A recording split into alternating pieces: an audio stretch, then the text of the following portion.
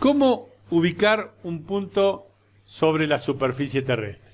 Imaginemos que estamos en nuestro mundo real, en nuestro municipio, y tenemos un punto identificado. Por ese punto va a estar pasando un único meridiano y por lo tanto va a tener una determinada longitud. Y va a estar pasando un único paralelo, es decir, va a tener una determinada latitud. Términos que habitualmente los empleamos, pero que si queremos definirlo nos costaría un poco. Para ello, tratemos de entender estos conceptos. Entonces, para ubicar un punto sobre la Tierra, tenemos que entender el concepto de paralelos. Para ello, definimos los orígenes. El ecuador elipsódico es el origen para determinar los paralelos. Y también necesitamos definir el meridiano origen. Cuando estamos en el elipsoide lo denominamos meridiano origen, pero al ser un elipsoide geocéntrico es el meridiano de Greenwich al que denominamos meridiano origen. Aquí vemos la elipse rotando alrededor del eje menor que define el elipsoide de revolución. Hay identificados unos puntos. Estos puntos, a medida que van rotando, van generando un plano. Entonces, un paralelo es la línea imaginaria de intersección entre estos infinitos planos con la superficie del elipsoide, identificados aquí en color rojo. ¿Qué forma tienen los paralelos?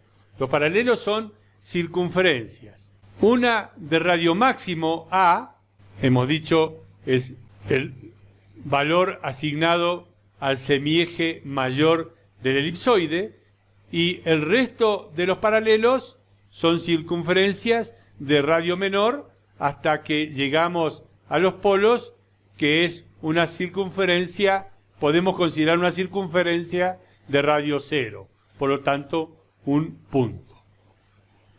Como vemos, el ecuador define los hemisferios, hemisferio norte y hemisferio sur, y la forma de identificar la ubicación de un paralelo es a través de la latitud. La latitud puede tener valores desde 0 a 90. 0 en el ecuador, 90 en los polos. Por norma, se le asigna la letra N en el hemisferio norte y matemáticamente significa negativo. Para el hemisferio sur, le asignamos la letra S y las coordenadas de latitud serán negativas. Entonces, el ecuador nos define el hemisferio norte y el hemisferio sur. Pero dijimos, por un punto no solamente pasa un paralelo, sino también que pasa un único meridiano. ¿Qué es un meridiano? Es también una línea imaginaria, infinitas líneas imaginarias, que si imaginamos esa elipse rotando y la congelamos en distintas posiciones, me define un meridiano. Línea imaginaria, intersección entre los infinitos planos que contienen al eje de rotación de la Tierra con la superficie del elipsoide de revolución. Los meridianos son todos iguales, es la misma elipse que está rotando alrededor del eje. Por lo tanto, fue necesario definir un meridiano origen o meridiano cero. Los países europeos utilizaban cada uno su propio meridiano origen.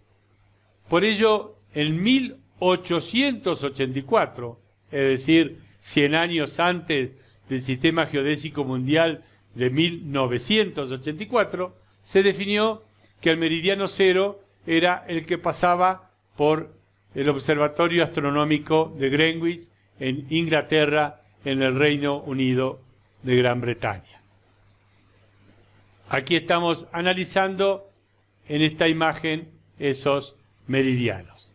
Entonces, el meridiano de origen define el hemisferio este y el hemisferio oeste. Cada meridiano queda representado o definido por su longitud geodésica, que se mide a partir del meridiano origen hacia el este positivo, indicándolo con la letra E, y al oeste negativo, indicándolo con la letra O con la letra W para no confundir la O con un 0. Entonces, un punto en la superficie terrestre, por ejemplo, este que se está moviendo, tiene sus coordenadas geodésicas. Lo habitual es indicar primero la latitud y después la longitud. En este caso particular, estamos viendo que el punto tiene latitud 40 grados norte, longitud 40 grados oeste. Es imprescindible indicarlo o por la letra o por el signo. Los sistemas de coordenadas geodésicas. En geodesia se emplean generalmente dos sistemas de coordenadas para indicar la ubicación de un punto: las coordenadas geográficas o geodésicas curvilíneas y las coordenadas cartesianas espaciales. Vamos a analizar las primeras. Podemos decir como sinónimo geográficas o geodésicas. Si profundizamos un poco más, denominamos coordenadas geodésicas cuando la estamos refiriendo al elipsoide y coordenadas geográficas cuando lo estamos refiriendo a la esfera. Entramos entonces en el concepto de sistema de coordenadas geodésicas curvilíneas. Tenemos el elipsoide, tenemos un punto A, que como vemos estoy representando que está en la superficie terrestre. Este punto A se puede proyectar sobre el elipsoide, en este ejemplo A'. Tenemos que imaginarnos este semiplano meridiano en su intersección con el ecuador elipsódico, esta línea de color verde. Entonces, la normal que pasa por el punto A es una recta imaginaria, por supuesto, que pasa por el punto A en la superficie terrestre y es perpendicular al elipsoide. Esta recta normal es fundamental en los conceptos de geodesia. Y entonces definimos a la latitud geodésica, al ángulo que forma esta normal que pasa por el punto considerado en la superficie terrestre y es perpendicular al elipsoide, es el ángulo que forma esta normal con el plano del ecuador elipsódico. Habitualmente lo indicamos con la letra griega phi. Y hemos dicho, puede tener valores de 0 a 90, positivos en el hemisferio norte, negativos en el hemisferio sur. La segunda componente de las coordenadas geodésicas es la longitud, indicado con la letra griega lambda. ¿Qué es la longitud? Es el ángulo diedro. ¿Qué es un ángulo diedro? Es el ángulo formado por dos planos que se cortan. En este caso, los planos son el plano meridiano origen y el plano meridiano que pasa por el punto considerado. Y se están cortando en el eje de rotación del elipsoide. Este valor lambda, hemos dicho, puede tener valores de 0 a 180, positivos en el hemisferio este y negativos en el hemisferio oeste. El tercer parámetro que define las coordenadas geodésicas es la altura elipsoidal. Lo vamos a indicar siempre con la letra H minúscula. ¿Qué es la altura elipsoidal? es la altura, que ya lo hemos visto en ese perfil para definir las alturas, es la distancia que hay desde el punto en la superficie terrestre hasta la superficie del elipsoide medido sobre la normal. Estos tres elementos definen la ubicación única de un punto en el espacio. Es lo que necesitamos para georreferenciar un punto en el espacio. Vamos a analizar un concepto más que no es una coordenada, pero que nos indica una dirección. Por ejemplo, la dirección del punto A al punto B. Y eso es el denominado acimut geodésico.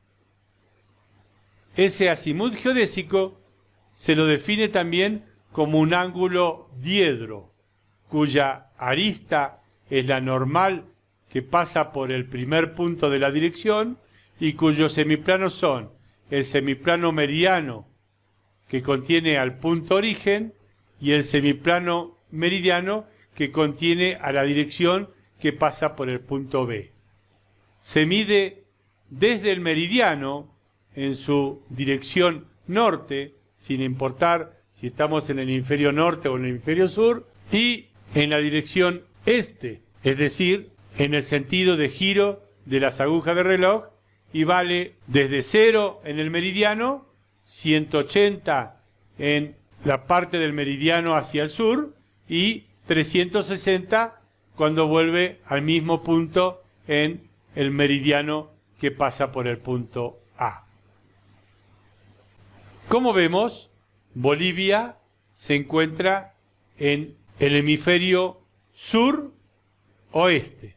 Por lo tanto, los dos valores deben ser considerados negativos. Las latitudes son negativas y las longitudes oeste o negativas. Si lo vemos en una representación de Google a Bolivia, en números enteros, podemos decir que Bolivia se extiende desde los 57 grados, 27 minutos, 13 segundos oeste hasta los 69 grados, 38 minutos, 40 segundos oeste. Y en la dirección norte-sur, desde los 9 grados, 40 minutos, 20 segundos sur, a los 22 grados, 54 minutos, 24 segundos sur. Si lo representamos en un plano, como vemos, aquí estamos utilizando sur o negativo para las latitudes y oeste o negativo para las longitudes. Y vemos que los puntos extremos se encuentran colindando con Brasil, el punto más al norte, colindando con Chile, el punto más al sur, colindando con Brasil, el punto más al este, y colindando con Perú, el punto más al oeste. ¿Qué son las coordenadas cartesianas espaciales y cuándo las vamos a utilizar? Fíjense, aquí tenemos representadas las coordenadas geodésicas curvilíneas. Si ponemos un sistema de coordenadas cartesianas, fíjense, el eje Z coincide con el eje de rotación del elipsoide, por lo tanto con el eje de rotación de la Tierra. El eje X se encuentra en el plano del ecuador elipsódico y también incluido en el meridiano origen, por lo tanto en la intersección entre el meridiano origen y el plano del ecuador elipsódico, y el eje Y perpendicular a los otros dos ejes y por lo tanto ubicado en el plano del ecuador elipsódico. Este punto A en la superficie terrestre queda representado por el vector posición R. Fíjense, este vector posición va desde el centro del elipsoide hasta el punto en la superficie terrestre. Este vector en el espacio queda definido por sus tres componentes. Si proyectamos el punto A en el plano del ecuador elipsódico, me define la componente X, la componente Y y la componente Z. Como vemos, es función, estas componentes, cada una de ellas es función de la latitud, la longitud, la altura elipsoidal, pero de otro valor, el valor n.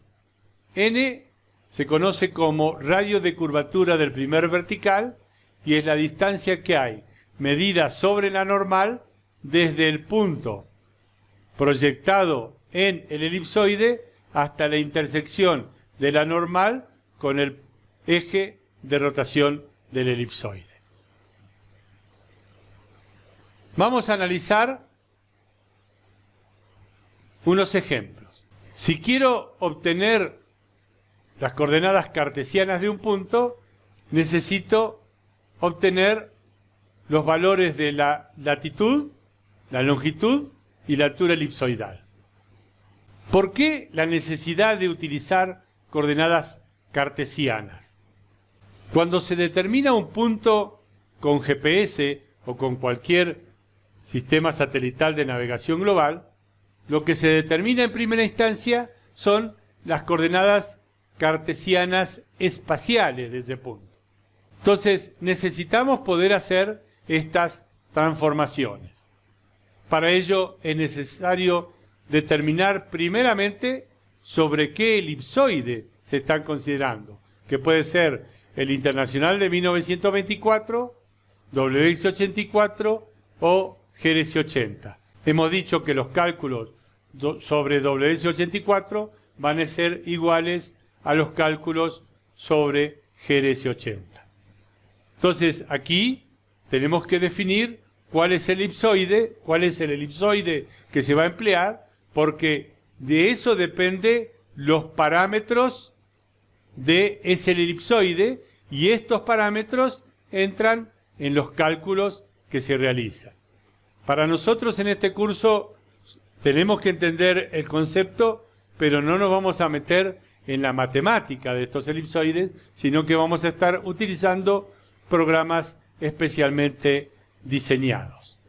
Por ejemplo, tenemos este punto en la ciudad de La Paz, en el sistema WX84, y que se corresponde aproximadamente a un punto en el centro de la Plaza Murillo. Si utilizamos el programa GeoCalc de 32 bits, estos programas están disponibles para ustedes en la plataforma. Entonces tenemos que definir primero qué tipo de coordenadas son las que voy a utilizar y en qué sistema geodésico de referencia. Como vemos en este ejemplo, hemos dicho que están en WX84. Entramos los datos de latitud, longitud y altura elipsoidal. Fíjense que la forma de entrar los datos es los grados, espacio, minutos, espacio, segundos, punto, la cantidad de decimales que tenemos, espacio, sur. Lo mismo para la longitud, pero poniendo oeste. Y la altura elipsoidal con punto como separador de decimal. Elegimos, configuramos en la segunda parte de la pantalla qué tipo de coordenadas vamos a utilizar, queremos obtener. En este caso, coordenadas cartesianas X, Y, Z, tierra fija, tierra centrada. Esta sigla ya la hemos visto anteriormente. Y en el sistema geodésico de 1984. Y entonces, definidos los elipsoides de entrada y de salida y el tipo de coordenadas, presionamos convertir y nos transforma en coordenadas cartesianas espaciales. Es muy importante no confundir este tipo de coordenadas con las que habitualmente manejamos en un CAD, a pesar de que también utilizamos las letras X, Y, Z. Estas son coordenadas cartesianas espaciales con el origen en el geocentro, en el centro del elipsoide, que también coincide con el centro de gravedad o centro de masas de la Tierra. Una particularidad es que, enseguida lo vamos a ver gráficamente, que para Bolivia el eje X siempre va a dar positivo y los ejes, los valores de coordenadas Y y Z negativos. Si lo analizamos gráficamente, imaginamos Bolivia, ese punto en la Plaza Murillo, ubicado a una determinada altura, 3.692,640 metros, desde la superficie del elipsoide. Por ese punto en el elipsoide y su prolongación que va a pasar por el punto en la superficie terrestre, estamos definiendo el paralelo y meridiano que pasa por esos puntos. La intersección del semiplano meridiano con el plano del ecuador nos está identificando este segmento color negro. Definimos la normal al elipsoide, que tiene una particularidad: como el elipsoide no es una esfera, la normal no va al centro del elipsoide, sino que corta el eje de rotación en el hemisferio opuesto al que estoy considerando el punto. Y entonces, este es gráficamente el valor de la latitud, la distancia desde el ecuador hasta la normal, pero esta distancia expresada como un ángulo. Es el ángulo formado entre la normal y el plano del ecuador elipsódico. La longitud, los 68 grados 8 minutos 0,8465 oeste, es el ángulo diedro formado entre el meridiano origen y el meridiano que pasa por el punto considerado. Si es hacia el oeste, matemáticamente lo estamos considerando como negativo. Aquí están los parámetros que definen este elipsoide, el elipsoide WGC84. Aquí se está representando el vector posición, el vector R, de ese punto en la Plaza Murillo en La Paz. Y sus tres componentes: la componente Z, una recta paralela al eje de rotación del elipsoide, hasta el plano del ecuador elipsódico. Una recta paralela al eje X hasta intersectar ese punto en el espacio, y la componente Y y sus resultados. Fíjense, este sistema de coordenadas cartesiano tiene la particularidad que el eje X se encuentra, en el ejemplo, hacia adelante. Por lo tanto, el valor de Z es positivo. El eje Y positivo es hacia el este. Por lo tanto, nuestro valor de Y es negativo. La componente Z es negativa, ya que el valor del Z positivo va del centro del elipsoide al polo norte y en su proyección está en el hemisferio sur. Por lo tanto, ese valor es negativo. Si queremos transformar de coordenadas cartesianas a coordenadas geodésicas curvilíneas, por supuesto, debemos definir el elipsoide, y matemáticamente esto es más complejo, pero para nosotros es transparente esa matemática y utilizamos los software que vamos a estar entregando y explicando el funcionamiento básico. Pero si utilizamos el programa GeoCalc para computadoras de 32 bits, es el más simple de utilizar. Tenemos las coordenadas como datos, las coordenadas X, Y, Z en la Tierra fija, Tierra centrada, en el Sistema Geodésico Mundial de 1984, y queremos transformarlo en coordenadas geodésicas curvilíneas en el mismo sistema geodésico de referencia. Presionamos convertir y nos transforma a las coordenadas geodésicas curvilíneas. Vamos a tratar de entender esto en un ejemplo. Esta imagen de Google se corresponde al camino que va desde Oruro hacia Cochabamba, el que está actualmente en construcción, la doble vía. Y dice Se ha medido con GPS de precisión las coordenadas geodésicas curvilíneas del punto A, como ven al costado del camino, y del punto B, en el sistema WX84. Estos dos puntos han sido elegidos con una particularidad, es que hay intervisibilidad entre ambos puntos.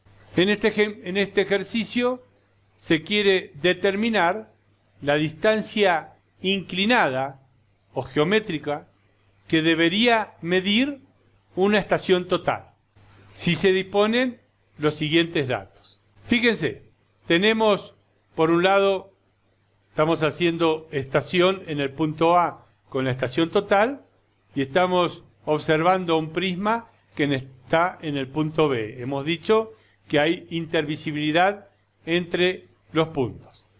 Entonces, la estación total me va a determinar la distancia inclinada. En el caso particular que la altura del instrumento y la altura del prisma sean iguales, esta distancia espacial va a ser igual a la distancia geométrica, pero a su vez va a ser igual a la distancia inclinada, en el caso particular de que las dos alturas sean las mismas. Entonces, ¿cómo puedo determinar la distancia inclinada que tendría que medir la estación total? Aquí tenemos los datos en coordenadas geodésicas y entonces, si imaginamos lo que estamos haciendo, tenemos un sistema de coordenadas cartesianas espaciales, tenemos el paralelo y el meridiano que pasa por el punto A, identificado por esta latitud, esta longitud, y el punto se encuentra a 2970.088 del elipsoide, es decir, la altura elipsoidal. Ahí está representada la latitud, la longitud y la altura elipsoidal. Y estamos representando el vector posición de ese punto A. Por otra parte, las tres componentes de ese vector posición. Imaginemos el punto B en la superficie terrestre y su proyección en el elipsoide, con el paralelo y el meridiano que está pasando por ese punto, el vector que pasa por el punto en la superficie terrestre, que, como hemos dicho, es perpendicular al elipsoide, y que me define la latitud geodésica del punto B y la longitud geodésica del punto B y la altura elipsoidal. Ese punto en la superficie terrestre también lo puedo ubicar por sus coordenadas cartesianas. Y entonces, la distancia en el espacio es lo que estamos denominando la distancia espacial entre los dos puntos. Si lo vemos nuevamente en el terreno, esta distancia espacial, determinadas las coordenadas geodésicas cartesianas espaciales y aplicando el teorema de Pitágoras en el espacio, ojo, aquí hay una falla, parece un más, pero es el cursor en el momento de capturar el dato, siempre es negativo. Entonces podemos determinar la distancia que mediría la estación total entre esos dos puntos, que en este caso serían 827,896 metros. Por supuesto que va a haber unas pequeñas diferencias de algunos milímetros por los errores de la medición con GPS y los errores en la medición con la estación total, pero no puede ir más allá de algunos milímetros, algún centímetro. Si la diferencia es más grande, significa que estamos cometiendo algún error en las mediciones que estamos ejecutando. Esto lo vamos a estar analizando en la parte práctica. Vamos a nombrar lo que se denominan los problemas geodésicos. Este nombre de problemas geodésicos es un término internacional, no de los problemas que vamos a ejecutar dentro de la geodesia. Imaginemos el punto A, por ese punto pasa una normal que me define la latitud phi sub A, pasa un meridiano que me define la longitud lambda sub A, otro punto B con su paralelo y su latitud, el meridiano y la longitud. Entre esos dos puntos hay una distancia, es lo que denominamos distancia geodésica, la distancia más corta sobre el elipsoide entre ambos puntos. Hay que tener en cuenta que no es una recta, es una curva, porque estamos sobre la superficie del elipsoide. Y los conceptos que hemos visto de acimut geodésico, vamos a llamarlo directo, al que va del punto A al punto B, y el acimut geodésico inverso, el que va de B a A. Y entonces, internacionalmente, se conoce como problema geodésico directo cuando se disponen las coordenadas de un punto, la distancia geodésica sobre el elipsoide entre ambos puntos y el acimut geodésico de la dirección del primer punto al segundo punto. Y por medio de ecuaciones matemáticas que no las vamos a analizar, pero con los software correspondientes, obtenemos las incógnitas, que son las coordenadas geodésicas del segundo punto y el acimut geodésico inverso, es decir, de la dirección BA. Esto era lo básico en la geodesia tradicional. Se determinaba la coordenada de un punto, se medía de alguna forma la distancia a un segundo punto y el acimut, y por medio de cálculos se obtenía la coordenada del segundo punto y el acimut inverso. En la actualidad se utiliza mucho más el problema geodésico inverso, ya que es habitual que yo disponga las coordenadas de dos puntos, por ejemplo, porque se han medido con precisión con un GPS, y por medio de cálculos, en nuestro caso de programas, podemos obtener la distancia geodésica entre ambos puntos, el acimut geodésico directo y el acimut geodésico inverso. Algunas reflexiones sobre los conceptos de acimut. En topografía, el acimut es el ángulo que forma la recta que une dos puntos en el plano con el norte. Antiguamente se podía utilizar un norte magnético, ahora no tiene ningún sentido. El norte que utilizamos es el norte de cuadrícula de una proyección determinada. Lo habitual es referirnos al norte de cuadrícula de la proyección UTM. Vamos a profundizar en los próximos temas. Y entonces, aquí nos quedan definidos para esa dirección el acimut topográfico directo del punto A al punto B y el acimut topográfico inverso. Este acimut topográfico inverso lo puedo calcular conociendo el acimut topográfico directo y sumándole o restándole 180 grados. Los conceptos en geodesia de acimut son totalmente diferentes. Primero, no estamos en el plano, sino que estamos en el elipsoide. Si consideramos un punto A, por ese punto hemos dicho va a pasar un paralelo y va a pasar un meridiano. Si consideramos un punto B, va a pasar otro paralelo y va a pasar otro meridiano, pero que no son paralelos entre sí, sino que los meridianos se van a encontrar en el polo sur. Este gráfico se corresponde al hemisferio sur. Hemos dicho, la distancia entre los dos puntos es la línea geodésica, la distancia más corta, pero que es una curva, no es una recta, como en el caso de la topografía. Y entonces, el acimut geodésico directo es el ángulo que forma la dirección considerada respecto del norte del meridiano que pasa por el punto A. Si observan en este gráfico, estoy poniendo una curva que sea paralela a el meridiano que pasa por A. Es una curva sobre el elipsoide. Y entonces, el acimut geodésico inverso, es decir, de la posición B a la posición A, es el ángulo que se forma medido desde el norte del meridiano que pasa por A hasta la dirección considerada. Si analizamos la ecuación que relaciona el azimut geodésico inverso con el azimut geodésico directo, vemos que hay que sumarle o restarle 180 grados, pero dependiendo si se está al este o al oeste, el segundo punto respecto al primero, es decir, el punto B respecto del punto A, tendré que sumar o restar ese concepto de convergencia de meridianos. Esto parece muy complicado, pero en los ejercicios que vamos a estar desarrollando, vamos a hacer estos cálculos y va a ser más entendible este tema.